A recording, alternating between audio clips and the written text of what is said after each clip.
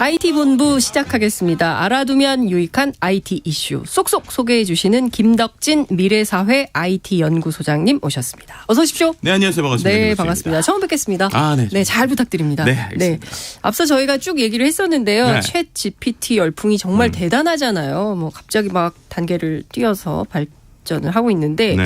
근데 이런 인공지능 개발을 잠깐 멈추자, 잠깐 좀 생각해보자. 네. 우리가 막 머리가 아플 때 이 지구에서 잠깐 좀 내렸다 타고 싶다 이런 얘기를 하는데 이런 얘기가 나오고 있다면서요? 네, 그것도요. 뭐 일반인이 얘기하면 좀 그런가 하는데 일반인들이 아닙니다. 제일 대표적으로 이제 일론 머스크 테슬라의 CEO부터 시작해서 인공지능 AI 전문가 1000여 명이 이거 사회를 위협할 수 있다. 그래서 사회에 대한 위협을 이유로 AI 개발을 잠정 중단하자라는 서명을 한 거예요. 네. 그 미국의 한 비영리 단체 이제 삶의 미래 연구소라는 곳이 있는데 여기에서 말씀드린 뭐 일론 머스크나 AI 전문가 업계 관계자 1000여 명이 서명한 공개 서한을 낸 것이고요.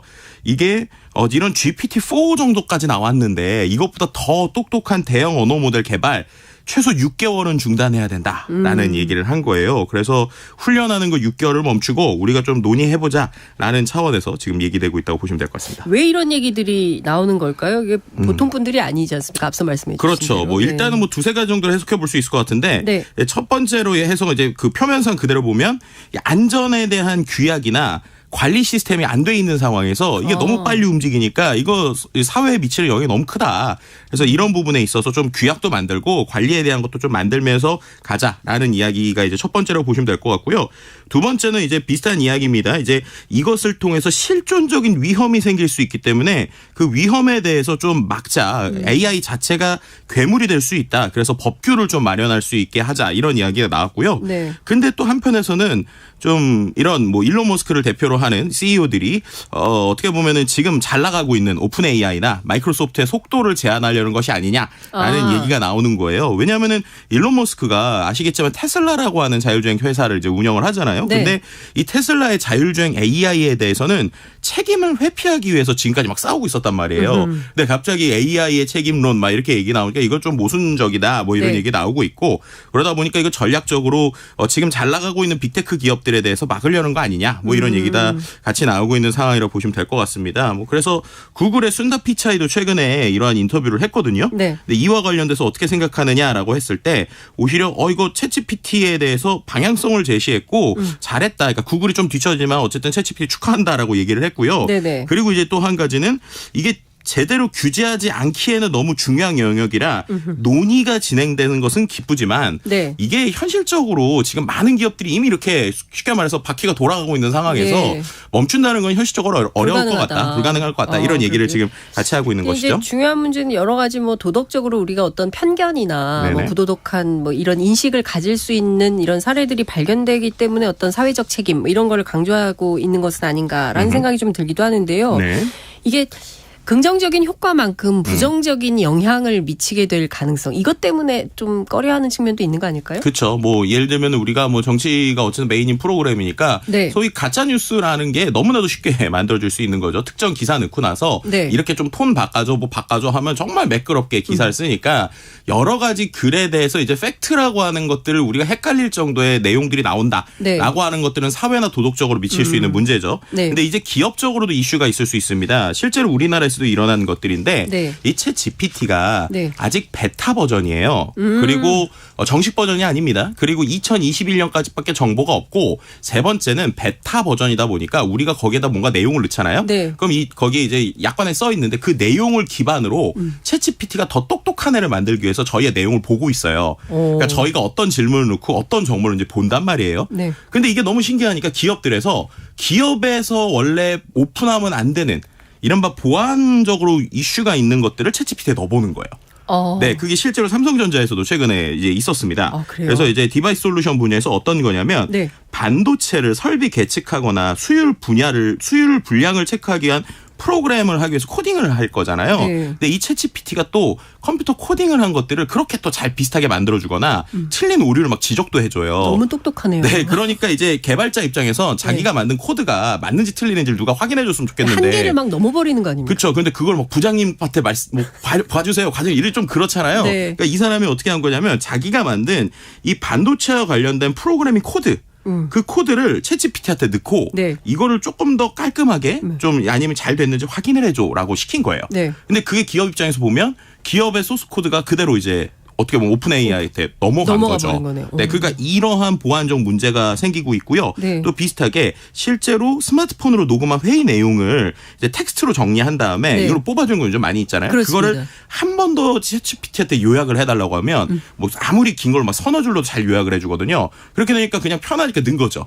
근데 넣은 것도 어떻게 보면 그 회사 내 회의록이잖아요. 네. 그 회의록을 그렇게 넣는 뭐 이런 일들도 생기고 있고 뭐 실제로 어떠한 프로그램을 짤 때 이 챗GPT 한테 결과적으로 만든 프로그램을 실제 실행을 했더니 잘 안 되는 경우들도 있거든요. 근데 그렇게 했다 문제가 생기는 뭐 이런 일들이 지금 실제로 발생되고 그렇군요. 있습니다. 저는 사실 이제 요새 후배들한테 되게 부러웠거든요. 저희는 막 이렇게 네. 막 볼펜으로 손목이 아플 때까지 쓰고 네. 그러다가 노트북 시대를 네. 이제는 뭐 그냥 휴대폰 딱 하면 쫙 그 발언이 정리가 되니까 그렇죠. 그걸 안 써도 돼서 너무 좋다 이랬는데 그거 말고 또 다른 문제들이 계속 속출을 하고 있는 이런 상황이 되는 건데 네.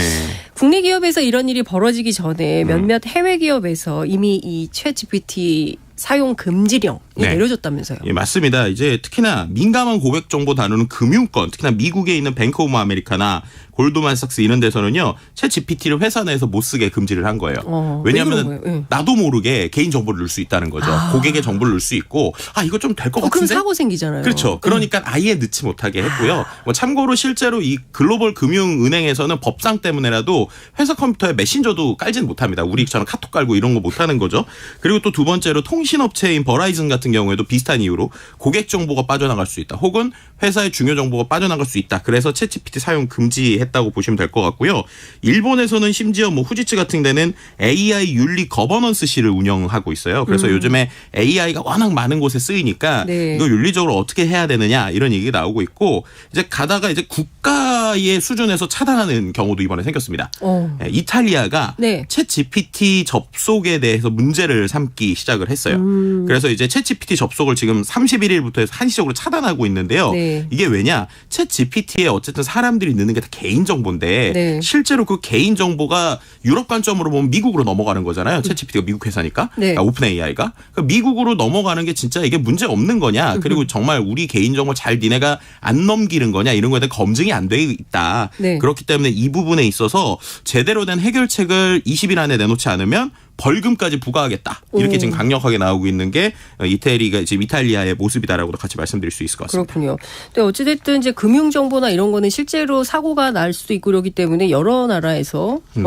지금은 이탈리아 한 나라만 지금 이런 거죠? 다른 나라까지 네, 그렇죠. 접속 차단은 거죠? 이탈리아만 있고요. 영국에서도 네. 공공에 있는 공무원들이나 이런 사람들 조심해라라는 얘기가 지금 나오고 있는 상황입니다. 그렇군요. 어쨌든 이게 우리가 한참 생명윤리의 중요성을 말했었는데 이게 정보에서도 정보사회에서도 이 윤리의 개념이 그렇죠. 챗GPT 때문에 더 확산이 되고 있다. 이런 생각이 좀 들기도 하네요. 이 챗GPT가 네. 뭐 예컨대 이 부작용들도 굉장히 많은데 그 중에 하나로 이게 해킹 문제, 해킹 시도까지 하는 이런 상황이 벌어지고 있다면서요. 예, 맞습니다. 실제로 챗GPT가 네. 글을 너무 매끄럽게 잘 써주기도 하고 인터넷 코드를 막 수정도 해주잖아요. 그렇게 되니까 결국에는 해킹이라는 게 두 가지인데 실제 컴퓨터의 어떠한 그 사이트의 어떤 빈틈 네. 이거를 잘 찾아서 그거를 뚫는 방식이 있죠. 여기서도 챗GPT가 예를 들면 특정 사이트에 있는 어떤 코딩된 프로그램 주고 네. 이거에 대한 빈틈이나 이걸 좀 고칠 수 있는 방법 이러면서 사람이 빈틈을 찾을 수 있는 방법이 있겠죠. 두 번째는 우리가 이제 많이 소위 낚시라고 표현하는데 네. 뭐 이메일 확인하거나 뭐 해가지고 거기서 이제 악성 코드가 깔리는 방식 있잖아요. 네. 여기서 또 챗GPT로 쓴 게 기가 막히게 쓰인다는 거예요. 왜냐하면 사람을 현혹시키는 말을 잘 쓰니까 어머나. 어떠한 내용을 쓸 때 뭐 예를 들면 이게 실은 뭐 챗 GPT의 뭐 프로그램입니다. 뭐 좋은 겁니다. 이렇게 하면서 설치하시면 됩니다. 이렇게 하면서 설득을 또 잘하는. 그렇죠. 그러니까 이메일에서 계속 뭔가 악성 코드를 해서 실제로 공격자들을 끌어들이고 있는 이런 상황이다. 뭐 이렇게 같이 말씀드릴 수 있을 것 같고요. 마찬가지로 이메일도 이런 스팸성 이메일도 챗 GPT를 통해서 쓰는 자동으로 뭐 이런 것들도 요즘 조심해야 될 것 같다는 생각이 갑자기 섬찟한 마음이 훅 드는데요. 그 이번에 업그레이드된 챗 GPT 그 4 있잖아요. 여기에서는 단순 해킹 말뿐만 아니라 앞서 말씀해 주신 대로 사람들이 좀 쉽게 상상하지 못하는 생각하지 못하는 방식으로 해킹을 시도한다는데 그럼 구체적으로 어떤 정도의 수준인지. 네. 그러니까 보통 사람이 우리가 어떠한 전략을 짜든 작전을 짤 때 어떤 아이디어를 내잖아요. 얘도 아이디어를 내는 거예요. 어떤 방식이냐.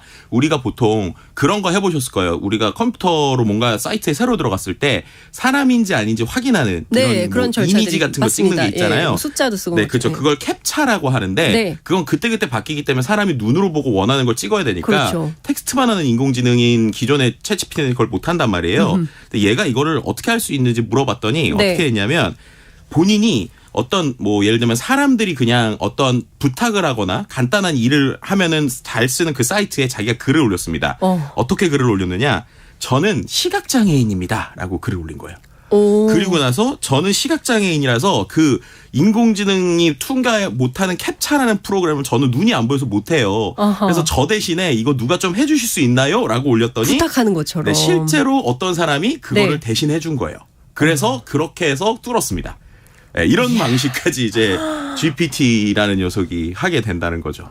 와, 이게 진짜 인간의 생각을 뛰어넘는 어떻게 보면 굉장히 똑똑한 것 같기도 하고 어떻게 보면 인간이 좀 신뢰할 수 있는 이런 것을 허물면서 넘나드는 이런 범죄까지도 생길 수 있겠다라는 생각이 좀 드는데요.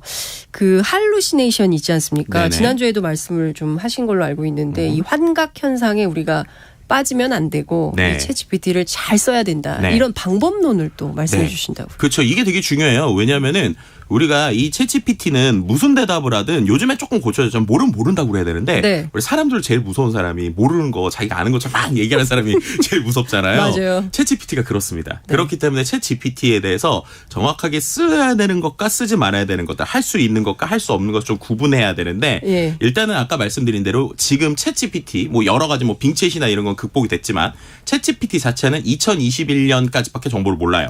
그러니까 그 다음 뭐 2022년의 정보를 얘기하면 얘가 마치 아는 것처럼 얘기하지만 다 틀립니다.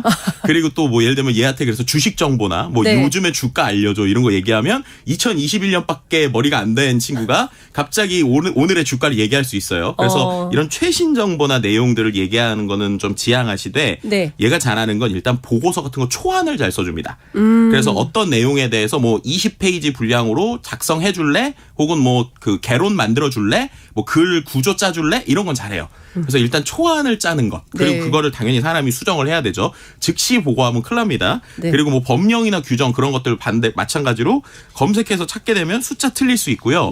제일 잘하는 거는 새로운 아이디어 탐색하는 거. 그러니까 우리가 이런 아이디어가 있는데 이걸 좀 어떻게 표현하면 좋을까라고 하면은 얘가 어떤 걸 잘 말을 잘 지어내는 애니까 그런 걸 잘 하고요. 그다음에 어조 바꾸는 걸 잘해요. 그러니까 예를 들면 우리가 어떤 정치적으로 어려운 글들이 있으면 그 글 주고 나서 이걸 중학생도 이해할 수 있을 정도로 바꿔줘. 쉽게 바꿔줘. 네, 그런 걸 잘 바꿉니다. 그리고 이 용어 좀 어려운데 이 용어를 그냥 일반 용어로 바꿔줄래? 그러면 용어로 바꿔줘요. 그래서 그런 용어로 쓰시는 게 좋다. 뭐 이런 얘기 좀 드릴 수 있을 것 같습니다. 그렇군요. 어찌됐든 이제 그 챗 GPT가 열어갈 새로운 세상에 대한 탐구 막 이런 게 생기는 기도 하면서 한편으로는 또 우리가 경계해야 될 이런 점들도 많이 있다는 점을 강조해서 말씀 주신 것 같습니다. 너무 공부가 잘 됐어요. 다행이네요. 너무 잘 들었습니다. 감사합니다. 다음 주에 뵐게요. 네, 감사합니다. 지금까지 김덕진 미래사회 IT연구소장과 IT본부 함께했습니다.